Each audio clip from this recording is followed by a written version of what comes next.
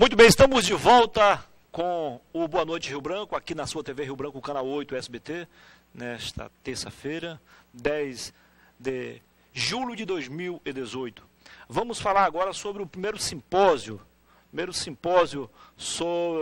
acriano de pecuária de corte.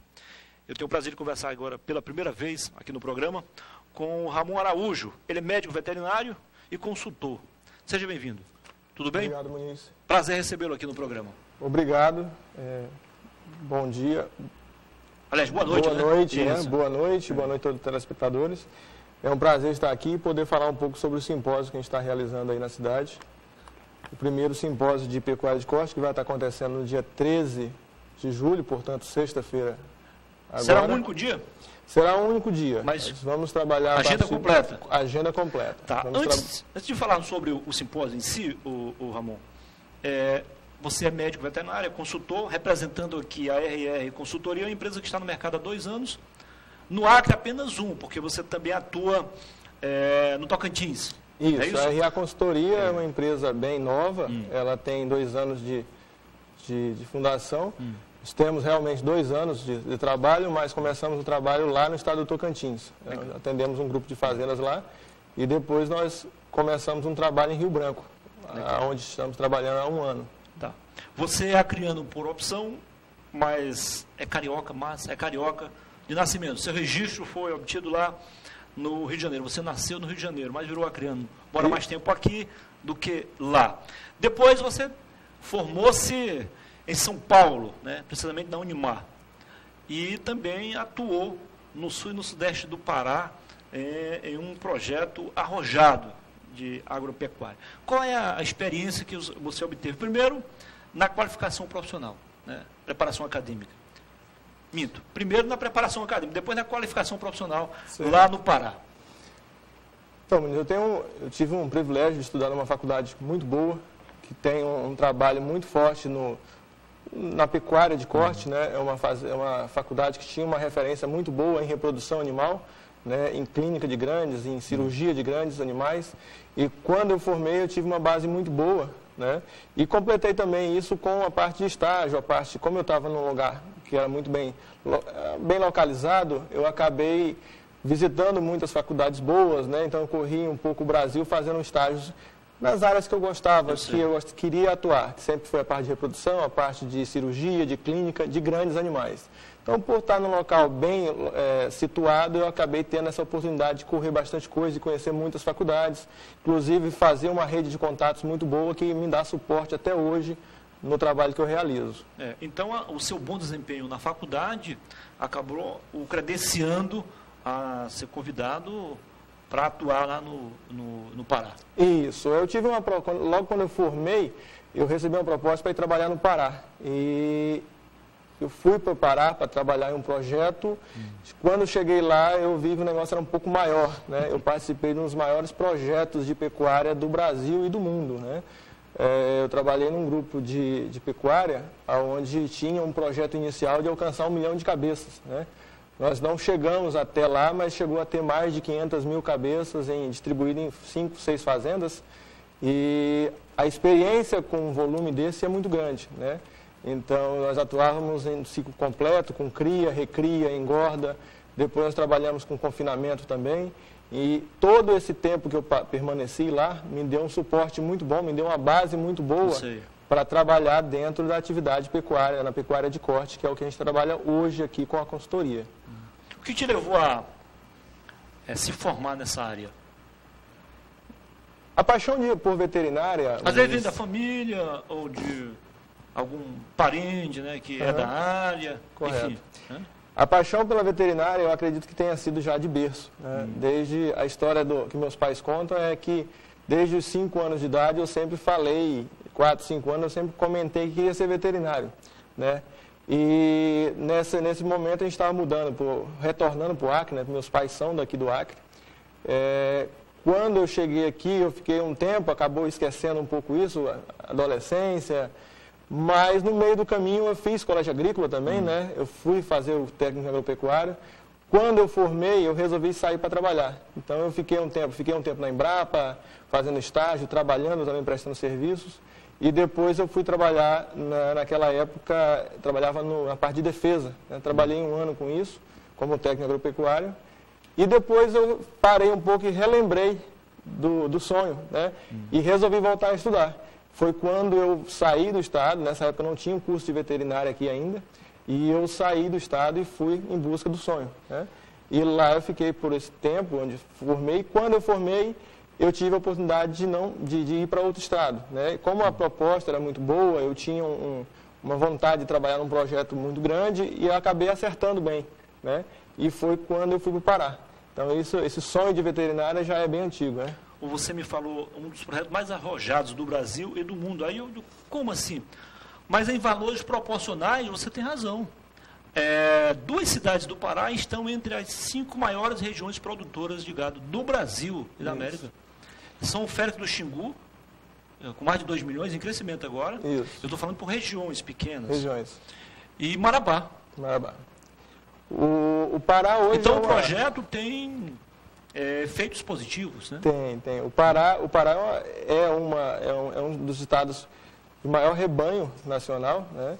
Hoje ele deve estar em terceiro maior rebanho do país, né? E com uma forte tendência a talvez ser o segundo ou o primeiro daqui a um tempo. Isso. Então, porque a pecuária está migrando muito para aquela região. Outro número favorável ao Pará, eu falei dessas cidades, são as maiores em termos de proporcionais, né? Termos proporcionais. E em crescimento nos últimos 10 anos, ela apresenta mais 3 cidades maiores, ou seja, tem um maior desempenho no momento. Isso, bom, né? O Pará está crescendo bastante. Bom, vamos ao simpósio. Mostra aqui, por gentileza, meu amigo Thalisson. Primeiro a capinha aqui, né? Primeiro simpósio acriano de pecuária e de corte, Rio Branco Acre, 13 de julho de 2018, Teatro Universitário da UFAC. Pecuária eficiente, Acre forte. Gostei do slogan. E aqui, a programação, à esquerda e à direita, os palestrantes. São 5 feras em áreas distintas aqui, todos de fora, evidentemente. Ou tem alguma daqui? Nós temos pessoas, temos 2 palestrantes locais. Então tá 3-2. Isso, nós temos. Quem foi que disse? Nós não temos especialistas também aqui. Você é um deles. Nós temos muitas pessoas boas e temos profissionais de referência no estado. Com certeza. Muito bem. Tá. A programação começa às 7h30 com credenciamento e termina às 7 da noite. Isso. O dia todo, hein? O dia inteiro corrido. O pessoal vai almoçar por lá mesmo? Olha, o evento vai ser realizado no teatro da faculdade. O nosso projeto, como o intervalo vai ser um pouco pequeno, a gente está aconselhando para o pessoal talvez ficar próximo ali, próximo ao shopping, né, almoçar ali mesmo na região. O único intervalo vai ser das 13h30 até as 15 horas. Isso, vai ser um dia bem corrido, um dia de muitas informações, mas muito proveitoso. Nosso dia começa às 7h30, né? Logo com a parte de credenciamento, depois já começa uma cerimônia de abertura e em seguida dão-se início às palestras. Uma delas me chamou a atenção aqui, Ramon, logo após a abertura, das 8h30 às 10 horas, teremos uma palestra sobre os 10 maiores erros da reforma de pastagem, com o doutor Carlos Maurício Soares de Andrade, da Embrapa do Acre. Da Embrapa Acre. Essa palestra vai ser realizada pelo Dr. Maurício. O Dr. Maurício, ele é aqui da Embrapa, ele é formado aqui no Acre e ele é um especialista nessa parte de reforma.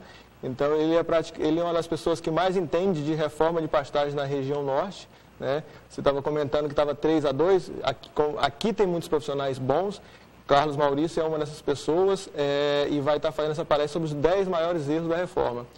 Porque hoje, você estava falando sobre pecuária, a pecuária hoje tem uma tendência muito grande a aumentar, a necessidade de aumentar a produtividade. E hoje a gente não tem mais aquela capacidade de expansão de área, né? Então a gente não pode mais estar fazendo abertura de áreas. Então nós vamos ter que trabalhar com a parte de renovação de pastagem, com a parte de melhoria de pastagem. E o Dr. Carlos Maurício vai falar sobre os 10 maiores erros, porque a gente tem uma tendência muito grande, neste momento, a estar reformando pastagens. E é um custo elevado. E ele vai falar justamente sobre isso. Aonde que a gente está, quais são os maiores erros da reforma de pastagem? O que a gente pode estar fazendo para melhorar esse processo e melhorando com isso o custo-benefício. Você me falou sobre as subdivisões, aí me falou da cria, recria e engorda. Qual o mais importante dessas três? Muniz, na pecuária de corte, eu acho que não tem mais importante ou menos importante. Tudo é importante, tem um grau de importância muito semelhante. Uma depende da outra. Quando você fala em cria, recria e engorda, a gente fala o seguinte: a cria é a pessoa que tem as matrizes, que produz bezerro para o mercado ou para ele mesmo, né? E ele faz um trabalho com fêmeas, né? Essa pessoa, ele pode muito bem comercializar esses bezerros, o produto das matrizes, ou ele pode reter isso e fazer o ciclo completo, né? Que é onde a gente chama de cria, recria e engorda. Isso é opcional de cada produtor. Então, a questão da importância, todas as etapas, existem vários gargalos dentro dela. Né? Então, eu não acredito, não posso pontuar, isso é mais importante que aquilo. Porque sem a vaca você não tem o bezerro, sem o bezerro você não tem o boi, né? O boi magro. Se você não tem o boi magro, você não tem o boi gordo. Então, claro, tudo se completa. Agora, vou ser mais específico. Eu vou explorar agora a questão da liquidez. Onde você obtém maior liquidez e menor espaço de tempo? Com o gado leiteiro ou o gado de corte? Muniz, ambos são rentáveis. Eu acho que a gente tem que falar o seguinte: quando a gente fala em pecuária leiteira e pecuária de corte, tudo pode ter retorno, tudo pode ser rentável em pequeno, médio e longo prazo. Desde que, primeira coisa, qualquer atividade que você for desenvolver, a primeira coisa que você tem que fazer, ter gerenciamento, ter um processo de planejamento, de ter metas, de ter objetivos. Por quê? Porque se você for a pecuária leiteira, ela pode dar lucro.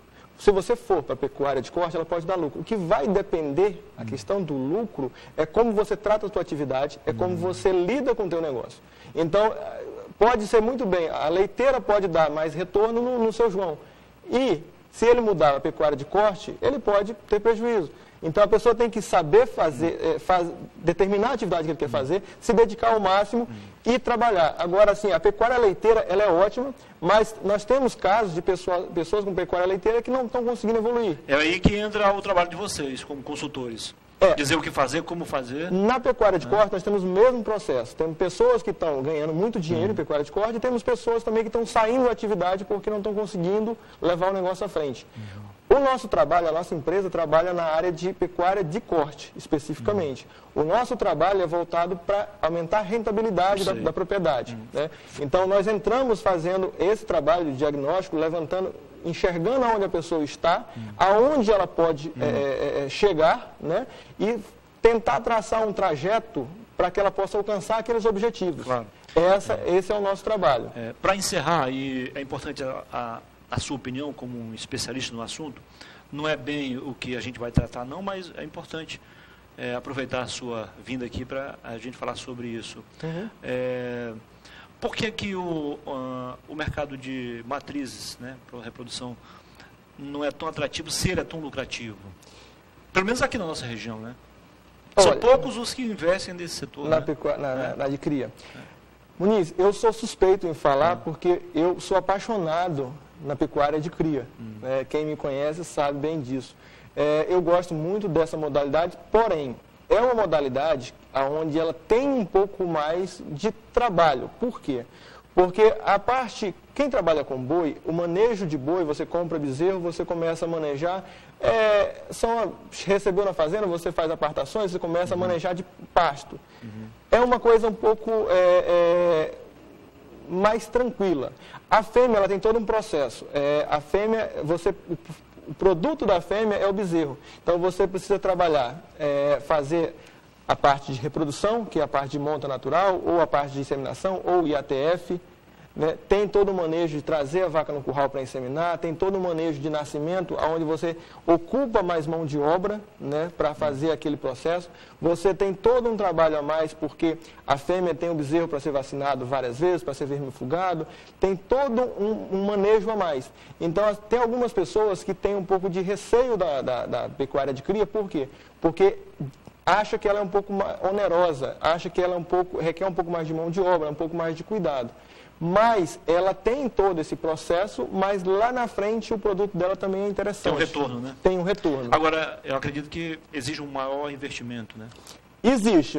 Você tem um maior investimento, você tem um custo fixo mais alto, você tem um pouco mais de capital investido, porque o boi, você compra o boi, trabalha 2 anos, você está matando. A fêmea, você tem uma matriz que está na tua propriedade estacionada, produzindo. Então, você tem um pouco mais de capital ali imobilizado. Verdade. Conversei aqui com Ramon Araújo, representando aqui a RA Consultoria, empresa especializada em agronegócio, e falamos sobre o primeiro simpósio acreano de pecuária de corte. Foi um prazer, Ramon. Muniz, sucesso para ti. Tá? Agradeço, muito obrigado. Obrigado também. Eu gostaria só de falar um pouco, só a questão dos patrocinadores, porque sem os patrocinadores nós não conseguiríamos fazer esse evento. Então, esse evento está sendo realizado pela RA Consultoria, pelo GESPEC, que é um grupo de estudo da Universidade Federal do Acre. Eles trabalham com encontros quinzenais para receber os produtores e trabalhar a parte de palestra em pecuária de corte. Nós temos a Animalia, que é uma empresa júnior da Universidade Federal do Acre.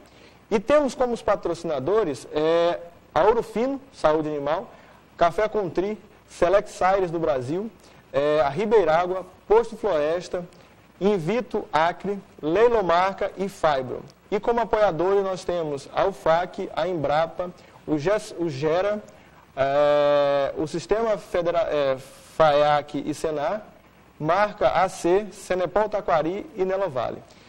Muito bem. Foi um prazer. Prazer meu. Sucesso eu para vocês. Agradeço, obrigado. Estão todos convidados. Legal. Depois do intervalo comercial, eu volto para conversar com Anderson Mariano. Ele é diretor técnico do DEPASA. Em 2 minutos. Até já.